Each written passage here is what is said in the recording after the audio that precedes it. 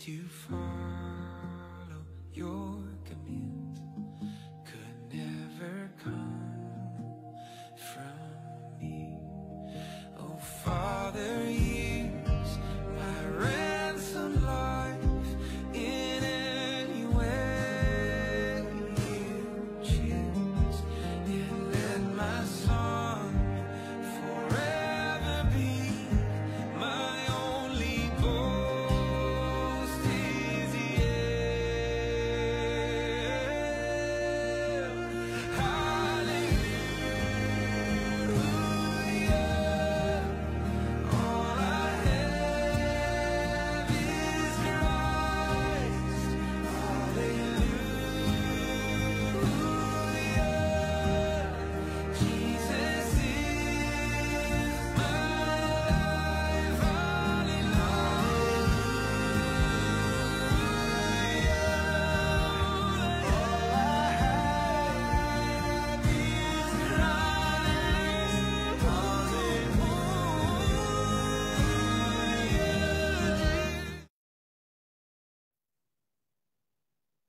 Gandang hapon po and welcome po ulit no sa ating daily Bible study.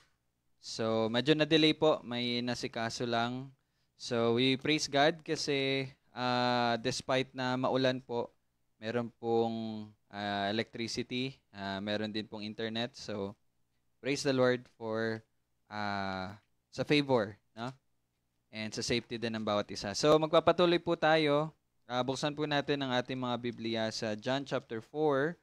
Ito na po yung last part. Oo.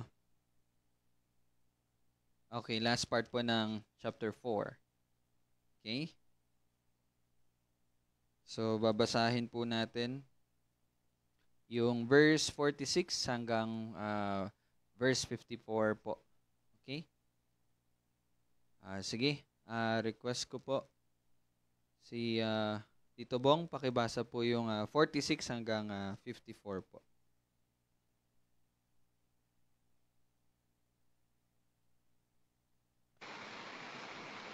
John 4, 46 to 54.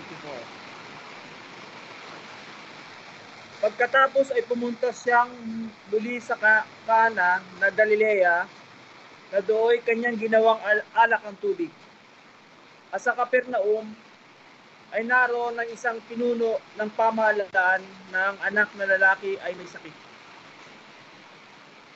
Nang mabalitaan niya na si Jesus ay dumating sa Galilea mula sa Judea, pumunta si roon at nakiusap sa kanya na siya ay pumunta at pagalingin ang kanyang anak na lalaki sapagkat siya ay malapit ng mamatay. Kaya't sinabi sa kanya ni Jesus, malibang makakakita kayo ng mga tanda at mga kababalagan ay hindi kayo mananampalataya. Sinabi ng pinuno sa kanya, Ginoo, pumunta ka na bago mamatay ang aking anak. Sinabi sa kanya ni Jesus, humayo ka na, ang anak mo ay mabubuhay. Pinaniwalaan ng lalaki ang salitang sinabi sa kanya ni Jesus, at siya ay humayo sa kanyang lakad. Habang siya ay papunta, sinalubong siya ng kanyang mga alipin na nagsasabing ang kanyang anak ay ligtas na. Kaya't itinanong niya sa kanila ang oras nang siya ay magsimulang gumaling. At sinabi nila sa kanya, kahapon, nang ika-isa ng hapon, nawalan siya ng lagnat.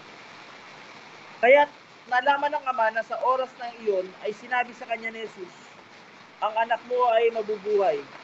Kaya't siya ay sumampalataya at ang kanyang buong sambayanan. Ito ang ikalawang tanda ng ginawa ni Jesus pagkatapos na siya ay pumunta sa Galilea mula sa Judea. Ayun po, no? So, yun po ang ating pag-aaralan, ang salita po ng ating Panginoon. Tayo po ay manalangin. Panginoon, pinupuri ka namin sa iyong katapatan, sa kadakilaan ng iyong pag-ibig at biyaya po sa bawat isa. Salamat sa patuloy na pagbibigay sa amin ng pagnanais at pagkakataon na makapagtipon upang mag-aral po ng iyong salita. Patuloy mo pong ipaliwanag sa amin ang ebanghelyo, magandang balita ang kaligtasan, ang katotohanan na ikaw at nagmumula lamang sa iyo, Panginoon. Ang banal na Espiritu na siyang nananahan sa bawat niligtas mo, Panginoon, ay siyang magpapaliwanag nito at siyang magpapalakas sa amin upang ito'y aming magawa, aming matupad para po sa kaluwalhatian ng iyong pangalan. Salamat, Panginoon. Ito aming panalangin sa pangalan ni Jesus. Amen. Okay po. So, kung matatandaan nyo po, no, last week, nagkaroon po tayo ng pag-uusap patungkol po sa verse 43 hanggang 45. So, meron po, kung matatandaan nyo po, meron tayong tatlong tawag dito, parang option, no, na pinag-usapan. Kung matatandaan nyo po yun. Basahin ko na lang din po. No? Sabi sa 43 hanggang 45, nasa chapter 4 po tayo. Pagkaraan ng 2 araw, ay umalis siya roon mula po sa Samaria at nagtungo sa Galilea, sapagkat si Jesus din ang nagpatotoo na ang isang propeta ay walang karangalan sa kanyang sariling lupain. Kaya't nang siya'y dumating sa Galilea ay tinanggap siya ng mga taga-Galilea nang kanilang makita ang lahat ng mga bagay na kanyang ginawa sa Jerusalem sa kapistahan, sapagkat sila ay pumunta rin sa kapistahan. So, last Friday, medyo naging palaisipan po ito sa atin. Ayun nga po, no, meron tayong tatlong naging option na kung ano ba yung tinutukoy dito specifically sa verse 44 na sinabi dyan na sa kanyang sariling lupain. Ito ba ay patungkol sa Bethlehem or Judea, no? Or ito ba ay patungkol sa Nazareth lang? O ito ay patungkol sa Galilea mismo, yung kabuuan or ibang parte po ng Galilea maliban sa Nazareth. So, by the grace of God, nag-aral ako kanina, na-review ko po siya and sa tulong na rin po ng mga commentaries, no? And yun, yung pag-ulit-ulit na pagbabasa. We praise God kasi naging malinaw po sa akin na itong parte na ito. Okay? So, let me share it to you. Ganito po kasi ang nangyari. Ang issue po kasi dito is yun nga, kung ano yung tinutukoy dito sa sariling lupain. Kasi kung babasahin po natin, magmula po ng verse 43, okay, umalis ang Panginoong Hesus sa Samaria at nagtungo sa Galilea sapagkat, okay? So ito yung parang dahilan. Sapagkat si Jesus din ang nagpatotoo ng isang propeta ay walang karangalan sa kanyang sariling lupain. Okay? And then yung susunod po na verse 45, kaya't nang siya'y dumating sa Galilea, tinanggap siya. So, medyo nagkakaroon tayo ng confusion dito. Kasi kung Bethlehem to, medyo mas okay. Di ba? Ito ba, ibabalik ko po yung case natin. Kung Bethlehem ang binabanggit dyan sa verse 44 na sariling lupain, yes, maganda siya pakinggan. Bakit? Kasi nga, hindi siya tinanggap sa Bethlehem, kaya pumunta siya sa Galilea. Tapos verse 45, sinabi doon, kaya nang siya'y dumating sa Galilea, tinanggap siya. So may kita natin doon yung parang, pagkakakonect niya. Okay yung pagkakakonect noon. Kung ang binabanggit ito sa verse 44 ay yung sarili niyang lupain. Kaya lang, meron po kasing problema kapag ito po yung ating tatanggapin. Now, what's the problem? Now, kung matatandaan nyo po, lalong-lalo na sa Acts, ano po yung malimit na ginagamit ni Pedro na ginagamit niya bilang pagtukoy sa ating Panginoong Hesus? Kung matatandaan nyo, I remember, in-explain ko po yun, no? Pinaulit-ulit ko din po yun. Kung matatandaan nyo po sa Acts, sa mga gawa, ano po yung malimit na ginagamit ni Pedro na description or title sa Panginoong Hesus nung siya'y nagbibigay ng sermon? Maraming beses. Makikita niyo yun sa Acts. Ano po yung title na ginagamit? Si Jesus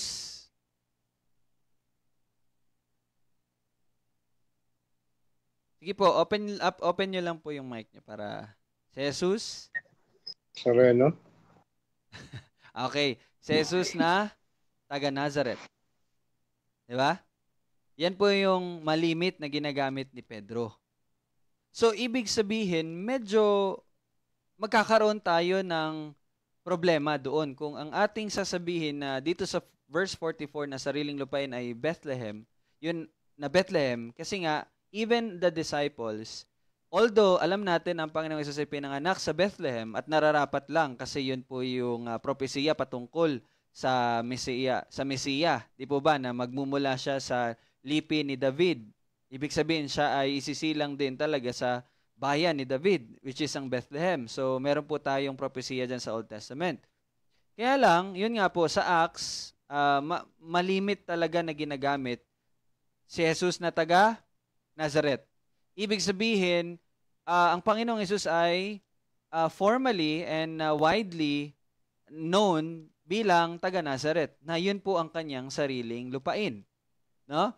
Kasi kung iano na talaga natin yung formal, yung ano talaga, yes, pinanganak siya sa Bethlehem. Kaya lang siya po ay lumaki sa Nazareth. So, ibig sabihin, doon po natin i-cross out yung Bethlehem. Okay? Cross out na po yung Bethlehem. Okay. Now, actually, yung Nazareth at saka yung Galilea, hindi po natin sila may paghihiwalay pala. So, ibig sabihin, pag sinabi Nazareth, automatically sa Galilea. So, the only option na meron tayo is Galilea. Okay? Ibig sabihin, yung sariling lupain dito ay tinutukoy ang Galilea. Now, paano natin yon ipapatunayan? Paano natin i-explain? Lalong-lalo na, balikan natin yung 44, sapagkat si Jesus din ang nagpatotoo na ang isang propeta ay walang karangalan sa kanyang sariling lupain. Ibig sabihin, wala siyang karangalan sa Galilea. Now, ang tanong, bakit sa verse 45? Ang sinabi, kaya't nang siya'y dumating sa Galilea, ay tinanggap siya ng mga taga-Galilea. So, yun yung magkakaroon ng conflict. Naintindihan niyo po? Nakaka-follow po ba kayo? Yun ang conflict. Now, kailangan natin sagutin yung conflict na yon. Now, masasagot natin yan sa pamagitan ng kasunod na mga verses, yung binasa ni Tito Bong kanina, verse 46 to 54. Now, ano po ba ang issue? Ano ang issue sa verse 46 at 54? Now, ito, natutunan namin ito ni Daddy at ni Tito Bong sa aming pagsali doon sa Wednesday homiletics na Bible study din ng mga kapatid natin sa from Olongapo and Tipo Hermosa. So, marami akong natutunan. Praise God, no? Sabi diyan, every text po talaga, meron po talagang parang problema na ina-address. Ibig sabihin, merong, for example, kasalanan na ina-address. Now, dito po sa 46 to 54, binasa ni Tito Bong kanina, and I hope na binasa nyo na rin po ito bago po tayo magsimula. Ano po yung parang makikita nyo na parang kasalanan or parang problema na makikita natin sa verse 46 hanggang 54? Okay, hello po, Tita Che. Nakahabol. Kakasimula lang actually po. Sige po. So nasa chapter 4 po tayo, no? Chapter 4 ng John, chapter 4, 46 to 54. So, okay, balikan ko po yung mga nandito kanina. So ano po yung issue? Ano yung parang problema na makikita natin? Ito. Ano po? Sumagot ka, ma'am? Hindi. Ito. Sige, ano po, Dad? Hindi. Ano kasi sabi sa 48, no? Okay, 48. Malibang makitaan ng tanda, Okay. ay hindi sila mananampalataya. Okay. So, Natumbok mo yung verse? So, ibig sabihin, yun nga. ano po yan? Ano yung dyan? Ano yung issue dyan, Dad? Kasi parang maghihintay pa yung kumbaga, hindi kagad sila naniniwala. No? Hagahanap pa sila ng tanda o Pruweba. kababalaghan, Oo. pruweba. Opo. Bagay, gano'n naman talaga. Opo. Kaya nga po, ano po yun? Ano yung tawag dyan? For example, pag hindi ka nagsasabi ng totoo, yung problema doon, kasalanan is pagsisinungaling. Dito po, sa verse 48, ano po yan? Sa English, starts with letter U, ends with letter F sa English.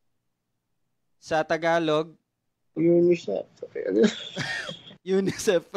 Sa Tagalog hindi ko maano sa Tagalog. Ano po? Unbelief. Yes. So, ang problema po dito na issue na ating tatalakayin is ang unbelief. Ano ba yung unbelief? Actually, kabaliktaran ng pananampalataya. Kabaliktaran ng faith. Ano ba kabaliktaran ng pananampalataya? Hindi, ano yan? Hindi nananampalataya. Yes, pero may exact word eh. Paniniwala. Hindi, yung opposite po, kabaliktaran. Punta ako dun sa verses. Maling paniniwala. Ano nga yan yung... anyway, sige po. Mamaya, pag naisip nyo po yung opposite term sa Tagalog. Pero sa English, unbelief. Ang issue po dito is unbelief.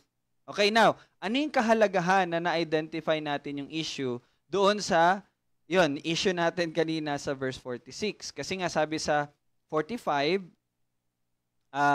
sa 44, ang isang propeta, sabi ng Panginoong Hesus, ay walang karangalan sa kanyang sariling lupain, ibig sabihin sa Galilea. Pero sabi sa 45, nang siya'y dumating sa Galilea, tinanggap siya. 'Di ba? So, bakit ganon? Okay, paano natin mapapatunayan na Galilea nga yun? Pero tinanggap naman siya. Sabi sa 44, hindi siya pinaparangalan, pero 45, tinanggap naman siya. Ngayon, pinakita ko sa inyong issue, it is unbelief. Ibig sabihin ng hindi totally pananampalataya, hindi pagtanggap. Parang ganon, diskumpiyado, pagiging diskumpiyado. Parang ganon. So, okay? So, mahalaga po 'yon para masagot natin yung dilemma dito na parang baliktad man. Sabi mo, hindi tinatanggap, pero sa 45 tinanggap naman siya. 'Di ba? So, sige po. Tito Bong. Sa 45 kasi pinakita ni Jesus yung himala doon eh. Di ba yung sa kasal sa Kana. So nakita ng tao doon yung paghimala na ginawa ni Kristo. Opo. Pero doon lang sila nakatingin sa imbis na doon lang sa tanda ng ginawa niya, hindi doon sa paniniwala. O hindi doon sa mga bagay na kaya yun lang. Kaya yes po. Yun po. Okay, malapit na po. Kasi yes, tama po 'yon, no? Maganda na-expound ni Tito Bong. Tama po 'yung sinabi niya. Kumbaga, yun nga ang issue kasi unbelief. Tapos dinescribe ni Tito Bong, yun nga ang kanila lang tinitingnan is yung mga kababalaghan, hindi talaga yung tunay na pananampalataya. Yan po talaga ang issue ngayon. Kaya nga po, malapit na po talaga. Kaya nga po ang tanong kasi sa 44, sinabi ng Panginoong Hesus, ang isang propeta ay walang karangalan sa kanyang lupain, ibig sabihin Galilea. Pero bakit bakit kabaliktaran yung nangyari sa 45? Siya ay tinanggap. Kung siya ay hindi pinaparangalan sa sarili niyang lupain, bakit naman sa 45 sinabi dito na siya ay tinanggap? 'Di ba? Paano natin mapapatunayan na Galilea talaga yun? Kasi na-cross out na natin yung Bethlehem na-cross out na natin yung Judea Ang meron na lang tayo is Galilea na lang. Now, ang problem naman, itong 45, kabaliktaran yung sinabi. Kasi wala daw karangalan pero tinanggap. Tapos binigyan ko po kayo ng clue. Ang clue is yung problema sa 46 to 54, which is ang unbelief, yung problema. Tapos mas dinescribe pa ni Tito Bong na tinanggap lang nila yung naniniwala lang sila sa kababalagan pero hindi talaga sa katotohanan. 'Di ba? So, malaking parte po yung sinabi ni Tito Bong kanina and ni Daddy, yung unbelief nga na problem, sa pagsagot natin, sa pag-reconcile natin ng 44 at 45. Mahalaga po yun. Okay, nahayaan ko po kayo na malito para matuto kayo paano mag-aaral. Okay, ganito po. Sige. Ang Nazareth ba nasa Galilea? Yes po. Wag niyo na pong ibahin yung Nazareth at Galilea. Iisa lang po 'yun. Nandun siya. Hindi na natin siya kailangan tawag yan? Ibahin. Sige po. Tita Susan. Kasi nasa Jerusalem po sila, Apo. nakita ng mga ano doon na ano tawag dito? Nagpakita po ng ano ng may ginawa po kasi yung ano doon ang Panginoong Hesus. Yung baga nag-ano na po siya doon, may ginawa na po siyang milagro doon. Kaya pagpunta niya po ng Galilea, doon na po nila tinanggap siya kasi parang ano po yun nga po yung tawag dito, yung dahil nga po nakita na nila sa Jerusalem yung ginawa ni Jesucristo, kaya pagbalik niya sa Galilea, tinanggap siya. Pero hindi dahil sa pagtanggap nga ng ano yung talagang naniniwala sila. Tinanggap lang siya dahil lang sa nakita nila na gumawa ng himala. Okay. Malaking tulong po yon yung sinabi ni Tita Susan. Ngayon, yes po, paano natin gagamitin yon upang i-reconcile yung 44 at 45? Okay, dito ipasok niya na po si Juan the Apostle. Ano yung intention ni John the Apostle ng pagsulat niya ng 45? Ayan, mas pinapalapit ko na po kayo. Sabi niyo po, naniwala lang sila dahil sa nakita nila sa Jerusalem. Pero sinabi ng Panginoon Hesus sa 44, hindi siya tinatanggap, wala siyang karangalan sa sariling lupain. So very clear. Pero 45 sinabi ni John, kaya nang siya dumating sa Galilea, tinanggap siya. So ano yung parang nagiging tono dito ni John the Apostle? Yun po yung sagot. Ano yung tono niya diyan? Sige po, parang may sagot yung magkapatid. Si Jesus Christ. Hindi naririnig, teka. Ano po, parang si Jesus Christ nakikita nila as a miracle worker. So, tinatanggap nila yung mga himalang ginagawa niya. So, isa siyang nagagawa ng himala. Pero hindi nila tinatanggap si Jesus Christ as yung person niya, which is the Son of God or the Christ mismo. Okay. Sige. Sinabi mo yun yan na. Ngayon, sinabi dito sa 45, tinanggap siya ng mga taga-Galilea. So parang ano yung tono dito ni John the Apostle? Malapit na kayo. Ano yung tono niya dito? Kasi kumbaga kabaliktaran, 'di ba? Hindi sa 44. Ulitin ko po, 44 walang karangalan ng isang propeta sa sariling bayan, lupain. Pero 45 sinabi ni John the Apostle, tinanggap siya. Pero sabi nyo at sabi din sa 46 to 54, tinanggap lang dahil nakikita nila si Jesus Christ as miracle worker, not really the Messiah. So ano yung ibig sabihin ni John the Apostle sa 45? Ano yung tono na pagkakasalita niya nito? Starts with letter S. In English, starts with letter S. Ha? And ends with letter M kung noun. Letter T naman kung ano ba yun? Adjective. Medyo nag-English tayo. English? Start with letter S. Bali yung tono ng pagkakasalita dito ni Juan ay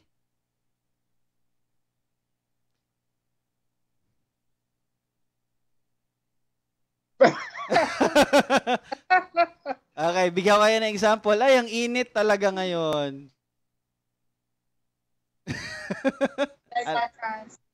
Okay, sarcasm. Yes. Doon, dito masasolve. Yung pagkakasalita dito ni John the Apostle is sarcasm. Sarcastic na way. Ano ba yung sarcasm? Ano ba yung sarcastic? Iba yung, ito yung sinabi pero kabaliktaran ng ibig kahulugan. Naintindihan niyo po? Okay, para mas maano nyo, 44, balik tayo sa 44. Sabi ng Panginoong Hesus at sinulat ni John the Apostle, si Jesus din ang nagpatotoo ng isang propeta ay walang karangalan sa kanyang sariling lupain. Ibig sabihin, hindi siya tinatanggap bilang Messiah, bilang Diyos. And 45, kayat. Di ba? Yung salita dito na kayat. Kaya't nang siya'y dumating sa Galilea, ay tinanggap siya ng mga taga-Galilea. Ibig sabihin, sarcastic ang pagkakasabi dito ni John the Apostle. Kasi nga ang issue dito is unbelief. Sabi nyo nga, tinanggap lang siya bilang miracle worker, hindi bilang Messiah. So yung nagagets niya po? So ang sinasabi dito ni John the Apostle is sarcasm. Sarcastic na way. Ibig sabihin, pinapakita ngayon dito yung transition na ang problema is hindi talaga sila tunay na tumatanggap. Hindi sila tunay na tumanggap. Tumanggap lang sila in a sense, tinanggap lang nila ang Panginoong Hesus in a sense na kasi makaka-benefit sila mula sa Panginoon. Kasi nga, miracle worker nga ang Panginoong Hesus. Pero, hindi nila ito tinatanggap bilang, hindi nila ito pinaparangalan bilang kung sino talaga siya, na siya ang Mesaya at anak ng Diyos. Gets nyo na? Nakuha na po natin? Okay? So, yun po. Now, problem is solved. Okay? Ang sariling lupain is Galilea talaga. Pero ganito ang pagkakasabi ni Juan, kasi nga, in a sarcastic way, kasi pinapakita niya yung problema dito, which is ang unbelief. Kaya ang sunod natin na babasahin, simula po ng verse 46, is isang halimbawa. Okay? Isang halimbawa ng unbelief. Pero by the grace of God, yung unbelief na yon ay nabago bilang tunay na pananampalataya. Dahil sa habag at awa ng Diyos. Yun po ang makikita natin sa 46 to 54. You see? Okay? Nakapalo po ba tayo mga kapatid? Na-gets nyo naman po? Kuha naman po yun. Okay, praise God. So, magsisimula tayo bukas. 4:33 na. 4:33 na po. So, okay. Ayun, praise the Lord, no, kasi nagiging malinaw talaga siya. So, ako, malaking tulong po talaga yung mga nauna na nating kapatid. Sa mga pagsusulat nila, malaking tulong talaga yon na mas maunawaan. Kasi sila naman po, natuto lang din naman sila sa mga nauna sa kanila. Tapos yung mga nauna sa kanila, natuto lang din sa mga nauna sa kanila. Kumbaga, pasa-pasa po talaga to ng katuruan, kumbaga. Kaya 'di ba ganun po kahalaga ang confession. Yun nga po yung pinag-aaralan natin na 1689 London Baptist Confession of Faith. Kasi yun, kumbaga, pasa yun mula po talaga sa kung ano talaga ang tamang katuruan ng salita ng Diyos. Ganun po ang ating ginagawa. Okay? So, I suggest sa mga nag-aaral at yun nga, I suggest na magbasa talaga din kayo ng mga commentary. Pero, wag nyo pong tanggapin agad-agad. Pag nabasa nyo yun, basahin nyo yung salita ng Diyos and pray for the Holy Spirit na tama ba or affirm ka ba, agree ka ba, or medyo may ano ka. Parang ganun. Wag lang po tanggap-tanggap lagi. Although, yes, binabasa natin yun. Pero hindi po yun ang interpretation. Tandaan nyo po, hindi po yun ang interpretasyon, yung mga sinusulat nila. Ang interpretation po talaga nagmumula sa banal na Espiritu. Kung yan ay natatanggap mo, kung nagpe-pray tayo na Holy Spirit, teach us, show us the glory of Christ. So, malalaman naman natin yan kung tama o mali. Ay, parang ganun po. Nakukuha niyo po yon. Okay? Sige po, so may share lang po ako sandali bago tayo magtapos. Kanina, may nakausap po ako na nakilala ko din sa pastor conference nung nakaraang, kailan po yun, Tito Bong? Second week ba? Kailan ba tayo nun? Monday. Nung Monday po. Monday. Okay, last Monday, may nakilala po akong pastor from Pampanga. So nag-chat siya sa akin kanina and may nabanggit siya sa akin about po sa church oversight. Now, explain ko lang po sa inyo sandali, ano yung church oversight? Church oversight is ibig sabihin po, meron pong mag-check sa atin. I-check, evaluate, unang-una ako, evaluate nila ako kung pwede ba talaga maging pastor at kung nagtuturo ba talaga ng tamang doktrina o katuruan. Tapos din po, i-check din po nila yung mga members kung may interview po na mangyayari, tatanungin kayo patungkol sa, about sa salvation lang naman, about sa doktrina, yung major doctrines about God, about Jesus Christ, about the Holy Spirit, about salvation, about church, and about ano pa ba isa? About scripture, yung 6 na topic na yon. Tatanungin po kayo. Kasi para makita kung may tama talaga kayong pagkakaunawa, no? Kasi doon na po magsisimula yung church membership. Okay po. So, hindi pa naman ngayon. Medyo, ewan ko lang kung kailan pa. Wala pa naman nagko-connect sa akin. Wala pa akong nakakausap. Pero, yun ang, mangyayari po yun soon. Tapos, ang mangyayari niyan, pag nag-start na po yun, meron po 2 linggo na wala po ako dito sa Kabgabe. Nandun ako depende ko sino mag-oversight sa akin, kung taga Cubao or taga Pampanga. So, merong time na pupunta ako ng Pampanga kasi parang mag-church member ako doon at mag-observe sa kanila. Then, pag wala ako, yung ang magpipreach dito, yung nag-oversight. Parang ganun daw ang mangyayari. So, binibigyan ko lang po kayo ng ideya sa ngayon para mag-aral po kayo sa interview. Hindi, joke lang. Hindi, para may handa nyo rin po yung mga sarili ninyo. Kasi alam ko naman po naintindihan nyo. Kaya lang iba din po kasi yung pag kayo na yung sasagot. Di po ba? Tama po ba ako? Alam ko naman naintindihan nyo yung salvation. Praise the Lord. Pero yun nga, ang ano na kasi niyan, yung challenge na kapag kayo na yung mag-i-explain, paano ko interviewin ka? Okay, Gab, anong nauna? Pananampalataya o ang pagbubuhay muli sa iyo? Yung mga ganung bagay ba? Okay, so, kaya dahil po dyan, nag-iisip po ako ng time natin na para maturo ko po ulit sa inyo yung 6 na doktrina na sinabi ko po sa inyo. Yung about kay God, kay Jesus Christ, Holy Spirit, Scriptures, salvation, tsaka, anong isa? Church. Okay? So, nag-iisip po ako ng another time. Pero kung ayaw nyo po, okay lang. Para magkaroon tayo ng systematic na pag-aaral, yung certain topics na yun. Okay lang po ba yun sa inyo? Short lang, kahit mga 30 minutes lang. Ang naiisip ko ganito, 4 to 5 na tayo. Bali, 4 to 4:30 yung book study, yung Bible study. 4:30 to 5 yung systematic study. Ako okay lang po yun sa inyo. Okay lang? 4 to 5. Bali, 1 oras ulit. Dati 30 minutes tayo, di ba? Dati 1 oras tayo, tas ngayon naging 30 minutes, tas ngayon magiging 1 oras ulit. Or kung medyo naman sa work nyo or what, pwede na nating i-alternate. Kayo po, bukas po, mag-decide po tayo para masimulan na natin. Okay lang po ba? So, ang gagamitin po nating libro is yung Everyone is a Theologian. English siya, pero huwag kayong mag-alala, madali lang po yun i-Tagalogin din. So, ayun, para din may handa na kayo sa interview. Tapos please, mag-note po kayo para maalala nyo, ma-review ninyo. No? Okay, inahanda ko na rin po kayo para makapasa po kayo.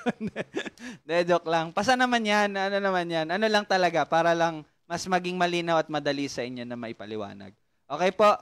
So, handa-handa lang. Hindi pa naman ngayon, siguro 2 months later pa naman. Matagal pa naman. No? Okay, may tanong po kayo? Or okay na po? Wala na, okay na. Sige po, let us close this in prayer. Let's pray.